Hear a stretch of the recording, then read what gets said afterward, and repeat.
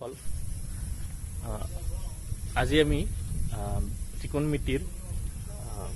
Basic theory সম্পৰ্ক কিছুমানৰ ওপৰত অধ্যয়ন কৰিম। ত্ৰিকোণমিতি অধ্যয়ন কৰাৰ আগতে আমি সমকোণী ত্ৰিভুজৰ বিষয়ে কিছুমান বস্তু চাওঁ। প্ৰথমতে ধৰা হ'ল এ বি চি, ইয়াতে এইটো এটা এ বি চি, এইটো এটা সমকোণী ত্ৰিভুজ য'ৰ কোণ বি, বি কোণটো এইটো সমকোণ 90 ডিগ্ৰী। আৰু আমি ধৰি লওঁ যে এই কোণটো কোণ চি এ বি, কোণ চি এ বি বা কোণ এ,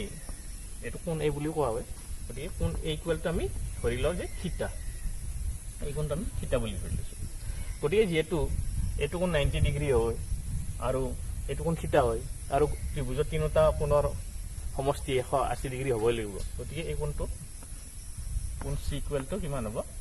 90 ডিগ্ৰী মাইনাছ থিটা। এতিয়া এটা ত্ৰিভুজত থকা বাহু সংখ্যা হ'ল 3টা। ইয়াতে কেইটা আছে? ইয়াতে থকা বাহু কেইটা হ'ল এ বি এটা বাহু, বি চি এটা বাহু, আকৌ চি এ বা এ চি এটা বাহু। এতিয়া এই তিনিটা যে বাহু আছে, এই তিনিটাৰ পৰা আমি 6টা অনুপাত নিৰ্ণয় কৰিব পাৰোঁ। যেনে চাবা তোমালোকে, এটা অনুপাত হ'ল A B by B C, A B by B C এটা অনুপাত। এটা হ'ল A B by A C,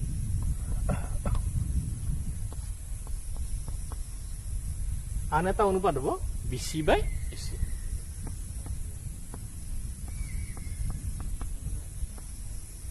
আকৌ তাৰ ইয়াৰে ওলোটাটো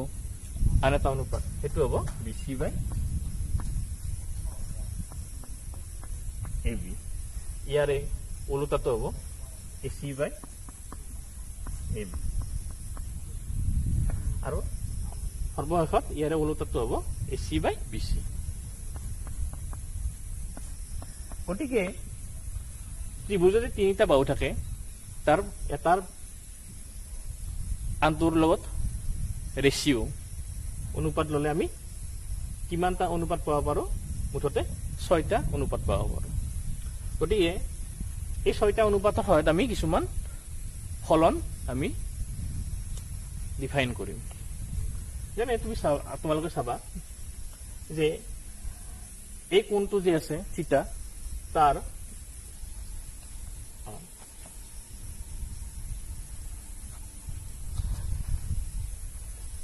এই কোণটো যে আছে থিটা,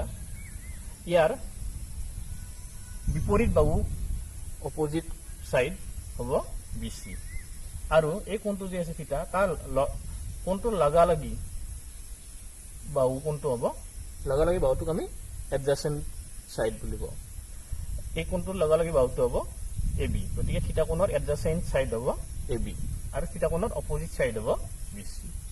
আৰু সমকোণী ত্ৰিভুজত এ চি মানে 90 ডিগ্ৰী যোনটো সমকোণ আছে, তাৰ অপজিট বাহুটোক আমি কি বুলি কওঁ? হাইপোটেনিয়াছ বুলি কওঁ। এইটো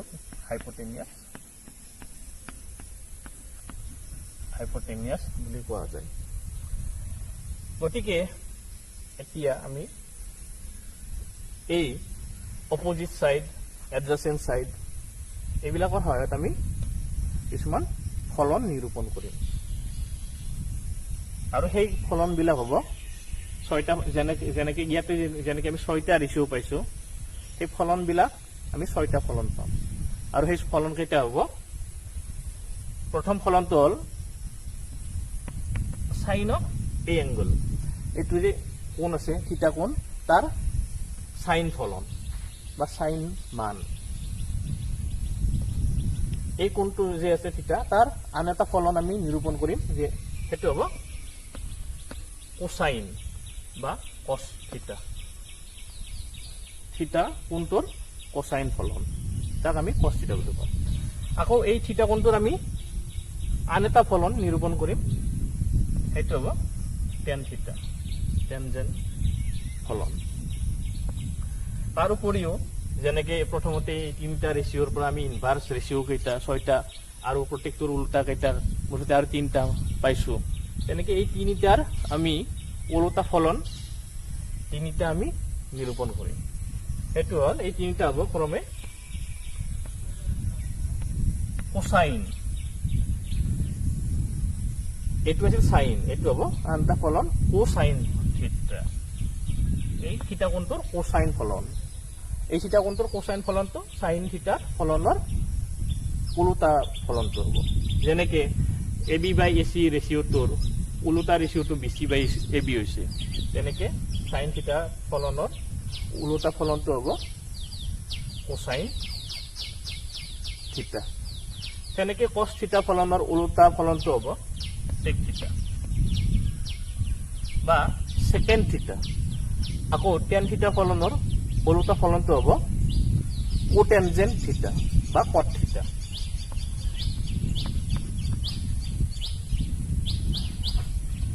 এতিয়া আমি 6টা ফলন নিৰূপণ কৰিম বুলি ক'লো কিন্তু আমি ফলনবিলাক নিৰূপণ কৰা নাই আৰু ফলনবিলাক আমি কাৰ সহায়ত নিৰূপণ কৰিম এই বাহুবিলাকৰ তিনিটা বাহু যি আছে এটাৰ আনটোৰ লগত ৰেচিঅ' সেই হিচাপত আমি ফলনবিলাক নিৰূপণ কৰিম এতিয়া আমি ফলনবিলাক নিৰূপণ কৰিবলৈ যাই আছোঁ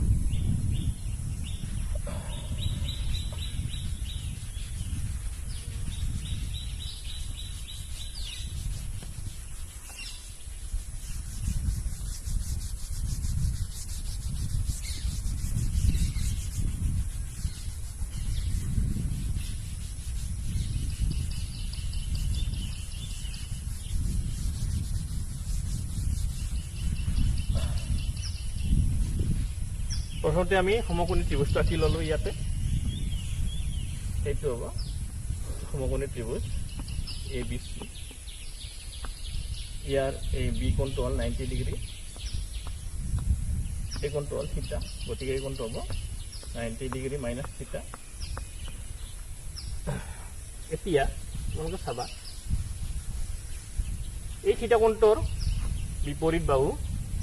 কোণটো হ'ব আমি লিখি লওঁ opposite side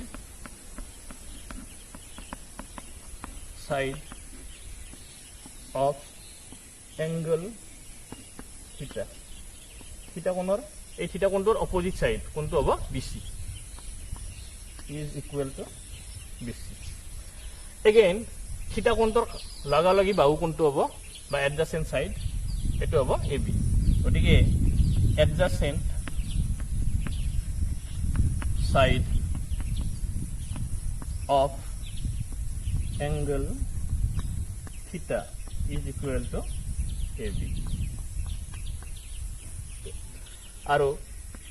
এটো হ'ব hypotenuse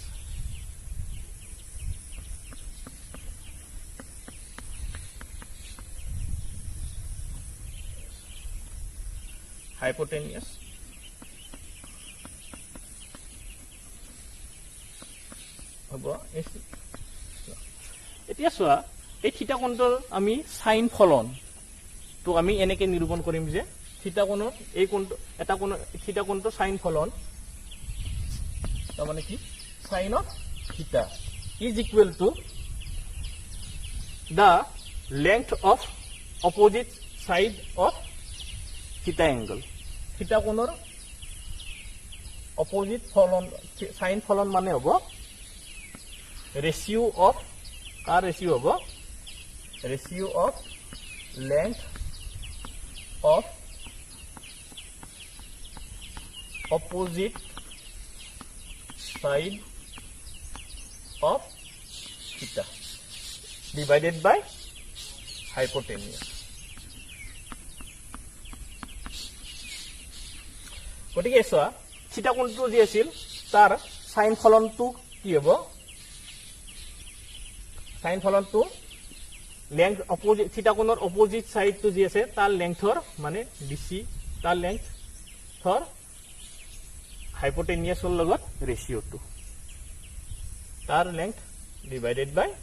হাইপোটেনিয়াস ওকে গতিকে আমি এতিয়া চোৱা length of opposite side of থিটা অপোজিট থিটা আছে কোণৰ অপোজিট সাইড হ'ল বিসি গতিকে লেংথ কিমান হ'ব এটা BC হ'ব ডিভাইড বাই হাইপোটেনিয়াছ কিমান আছিল AC ঠিক তেনেদৰে তুমি চোৱা এটো আমি সাইন ফলনটো ডিফাইন কৰিলো এতিয়া আমি থিটা কোণটোৰ কোসাইন ফলনটো আমি ডিফাইন কৰিম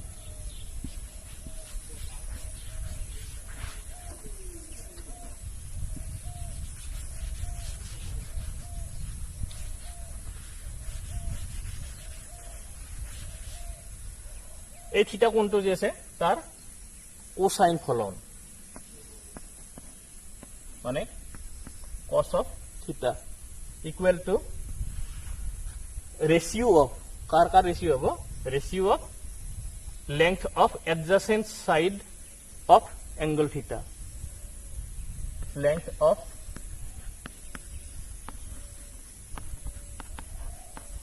adjacent side of angle theta divided by hypotenuse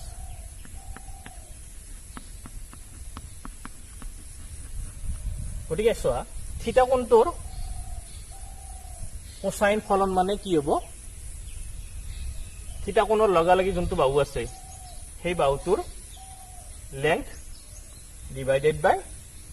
সমকোণী ত্ৰিভুজটোৰ হাইপোটেনিয়াছৰ লেংথ এতিয়া তুমি চোৱা এটা থিটা কোণৰ এডজাসেন্ট সাইড হল AB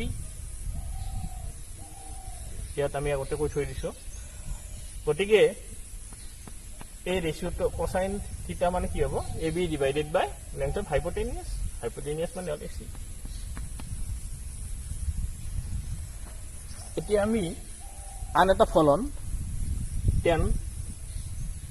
থিটা আমি ডিফাইন কৰিম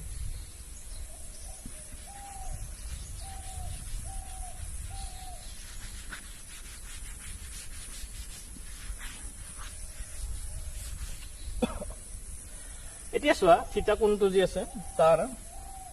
টেনজেন্ট থিটা এই কোণটোৰ টেনজেন্ট ফলন আমি কেনেকৈ নিৰূপণ কৰো টেনজেন্ট থিটা কোণটো টেনজেন্ট ফলন সমান কি হ'ব length of opposite side of angle থিটা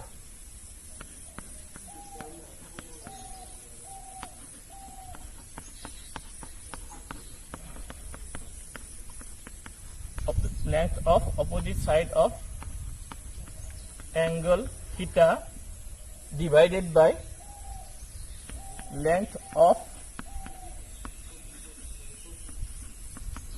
adjacent side of angle theta গতিকে চোৱা থিটা কোণটো যে আছে তাৰ টেনজেন্ট ফলন মানে হ'ব তাক আমি tan থিটা বুলি লিখো টেনজেন্ট ফলন মানে হ'ব অপোজিট থিটা কোণটোৰ অপোজিট সাইডটো যে আছে সেই সাইডটোৰ লেংথ ডিভাইডেড বাই থিটা কোণৰ যে এডজাসেন্ট সাইডটো আছে সেই সাইডটোৰ লেংথ গতিকে চোৱা এটা থিটা কোণটো অপোজিট সাইড আছিল BC গতিকে length of opposite side of angle theta equal to BC and length of it theta কোণ adjacent side আছিল AB গতিকে length of adjacent side of angle theta মানে হ'ব AB গতিকে আমি প্ৰথম তিনিটা ত্ৰিকোণমিতিক ফলন sin cos আৰু tan theta আমি ডিফাইন কৰিলো এতিয়া আন তিনিটা ত্ৰিকোণমিতিক ফলন আমি নিৰূপণ কৰিম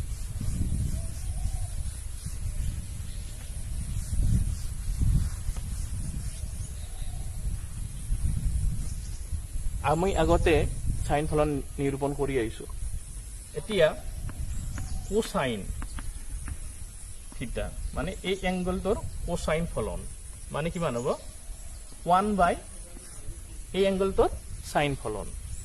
গতিকে কোসাইন থিটা equal two 1 by sine theta এতিয়া সাইন থিটা মানে আছিল কিমান আগতে আমি চাইছো sin থিটা মানে আছিল BC বাই AC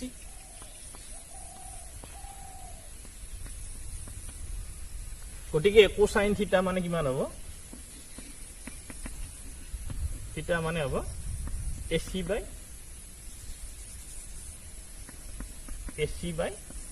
BC একেদৰে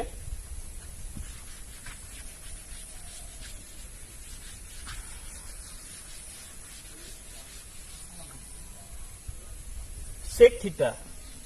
or second theta এই থিটা কোনটোৰ সেকেন্ড ফলন যাক আমি sec theta বুলি লিখো হেতু মানে কিমান হ'ব 1 বাই এই থিটা কোনটোৰ cos ফলন miss cosine theta or cos theta 1 by cos theta এতিয়া আমি আগতে পাইছো cos theta মানে কিমান cos theta মানে হল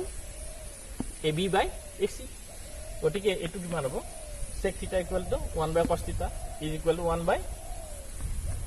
AB by AC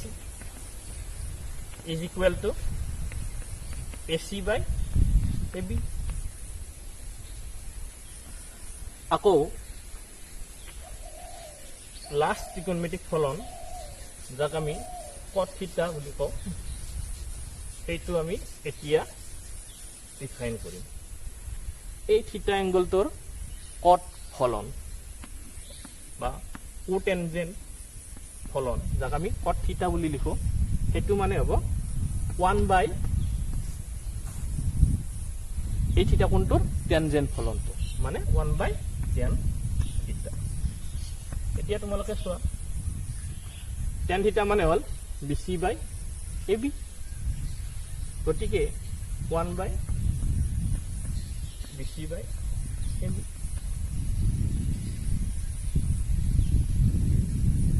equal to AB by BC গতিকে এই আমি 6টা ত্রিকোণমিতিক ফলন আমি আগতে কৈ আহা 6টা ত্রিভুজ 3টা বাহুৰ পৰা আমি 6টা ৰেশিও বনাব পাৰো এটা বাহুৰ দৈৰ্ঘ্য আৰু পৰা আনটা বাহুৰ দৈৰ্ঘ্য লৈ ৰেশিও বনাব পাৰো তাৰ লগত সম্পূৰ্ণৰূপে জড়িত আৰু